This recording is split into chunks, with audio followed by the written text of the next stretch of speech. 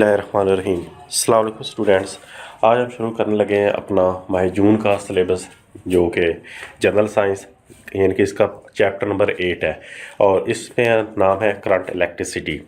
यानी कि नाम से ज़ाहिर है कि इसमें आप करंट के बारे में पढ़ेंगे, इलेक्ट्रिसिटी के बारे में पढ़ेंगे, ठीक है, क्या चीज़ होती है और कहाँ पे इस्तेमाल होती है। तो सबसे पहले हम आते हैं अपने पहले टॉपिक की तरफ, जो कि है इसमें एक डेफिनेशन से ये स्टार्ट हो रहा है। तो पहली डेफिनेशन आपके पास इलेक्ट्रिक करंट, यानी कि इलेक्ट्रिक करंट क्या होता है। इलेक्ट्रिक करंट चार्जेस का बहाव है, यानी कि इलेक्ट्रिक करंट जो होता है ये चार्जेस जो होते हैं, ये पॉजिटिव चार्ज भी हो सकता है, नेगेटिव चार्ज भी हो सकता है, ये इसके बहाव को कहते हैं। ये उस पर कहते हैं चार्जेस हज़ार इलेक्ट्रॉन्स हैं जो कंडक्टर्स में मौजूद होते हैं। ये हज़ार इलेक्ट्रॉन्स होते हैं जो कंडक्टर्स में मौजूद होते हैं और बाद कंडक्टर्स मसलन मायात और गैसों में पॉजिटिव और नेगेटिव आयंस के चलने से करंट बहता है। चार्जेस को हरकत देने के लिए एनर्जी का मंबा कहते हैं सोर्स को, यानी कि जो ज़रिया होता है, तो का दरकार होता है जो सर्किट में चार्जेस को धकेलता है। अच्छा, बात है इसकी डेफिनेशन की तरफ। चार्ज की वो मिकदार जो एक सेकंड में किसी क्रॉस सेक्शन से गुजरती है उसे इलेक्ट्रिक करंट कहते हैं। यानी कि चार्ज की वो मिकदार जो एक सेकंड के अंदर किसी भी क्रॉस सेक्शन एरिया से, यानी कि किसी भी जगह से गुजरती है, उसे हम क्या कहते हैं, इलेक्ट्रिक करंट कहते हैं। और इलेक्ट्रिक करंट को आप लोग आई के साथ डिनोट किया जाता है। किसके साथ? आई के साथ। इसके बाद आती है इसकी मैथमेटिकल फॉर्म। तो अगर Q, यानी कि Q जो होता है वो चार्ज होता है, कॉलम चार्ज किसी क्रॉस सेक्शन से टी सेकंड, टी यानी कि वक्त को कहते हैं, टाइम को कहते हैं, उसका यूनिट सेकंड होता है, टी सेकंड में से गुजरे तो हिसाबी तौर पर करंट आई को यूँ लिखा जा सकता है, I is equal to Q by T. तो नेक्स्ट है आपके पास, ये आपके पास एक बेसिक डेफिनेशन है, इन्फॉर्मेशन है, इसका आपको पता होना चाहिए। ये डेफिनेशन है आपके पास, यानी कि इन्फॉर्मेशन है आपकी मालूमात के बाद। मिली एम्पियर को हम 1 MA से डिनोट किया जाता है और ये इक्वल होता है 10 की पावर -3 एम्पियर। इसी तरह है 1 माइक्रो एम्पियर। तो 1 माइक्रो एम्पियर जो होता है वो 1 ओमेगा ए के बराबर होता है और ओमेगा की पावर होती है 10 की पावर -6। इसी तरह बच्चों है अब आपके पास इसकी नेक्स्ट डेफिनेशन आ रही है कन्वेंशनल करंट। इलेक्ट्रिसिटी की दरियाफ्त के साथ ही ये नज़रिया कायम कर लिया गया था कि इलेक्ट्रिक करंट पॉजिटिव चार्जेस के भाव की वजह से है जो बैटरी के पॉजिटिव टर्मिनल से नेगेटिव टर्मिनल की तरफ हरकत करते हैं। इसे कन्वेंशनल करंट कहते हैं। ये यहाँ पे आपके पास डेफिनेशन आ गई है कि इलेक्ट्रिक करंट पॉजिटिव चार्जेस के भाव की वजह से जो बैटरी के पॉजिटिव टर्मिनल से नेगेटिव टर्मिनल पर हरकत करते हैं, इसे कन्वेंशनल करंट कहते हैं।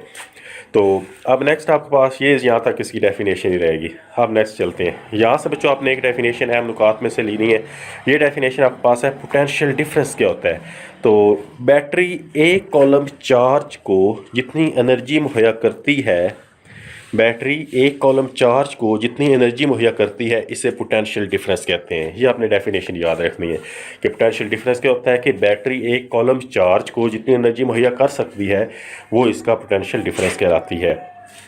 जी, अब नेक्स्ट हम आते हैं ओहम लॉ की तरफ। ये बहुत इंपॉर्टेंट है बच्चों, ये पास हाईलाइट हुआ है।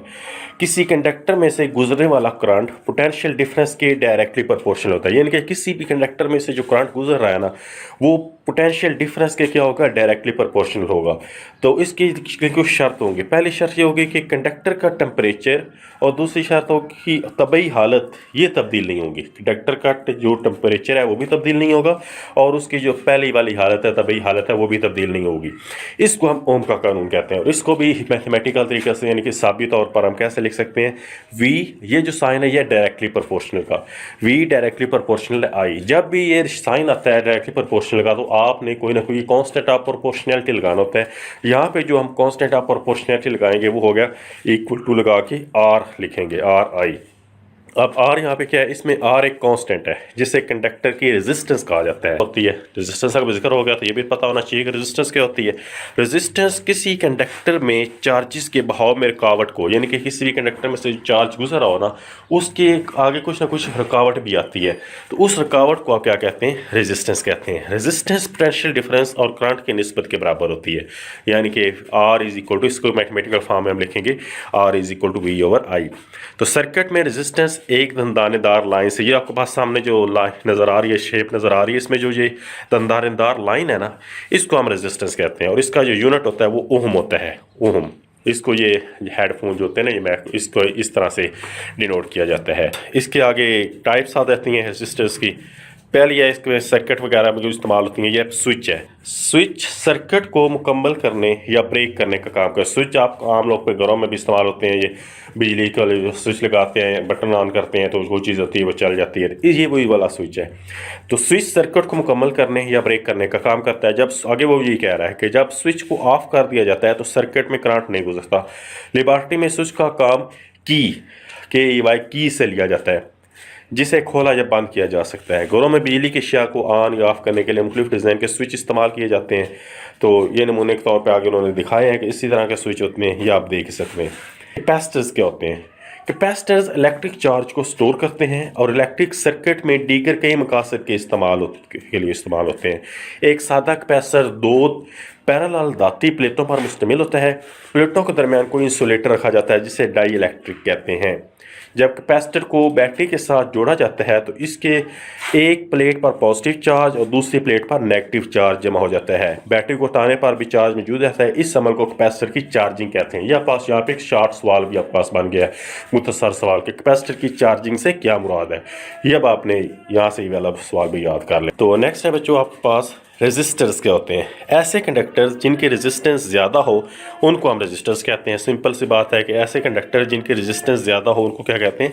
रेजिस्टर्स कहलाते हैं। बल्ब, हीटर, इस्त्री, पंखा, दीगर बिजली की अशिया रेजिस्टर्स हैं। सर्किट में बैठे हुए चार्जेस बैटरी या मेन सप्लाई से इलेक्ट्रिकल एनर्जी हासिल करते हैं और रेजिस्टर्स में से गुजरते हुए खर्च कर देते हैं। यहाँ ये एनर्जी हरारत या रोशनी या हरकत में तब्दील हो जाती है। ये बेसिकली आप पास रेजिस्टर्स होते हैं। इसके साथ ही बच्चों आज का हमारा जो लेक्चर था ये कंप्लीट होता है। तो बाकी जो काम रह गया है इसमें सब आपने मैक्सिमम कोशिश करनी है कि शार्ट सवाल खुद से बनाएं और कॉपी के ऊपर लिखें, और बाकी इंशाल्लाह लेक्चर हमारा कल कंप्लीट हो जाएगा, ये वाला चैप्टर इंशाल्लाह।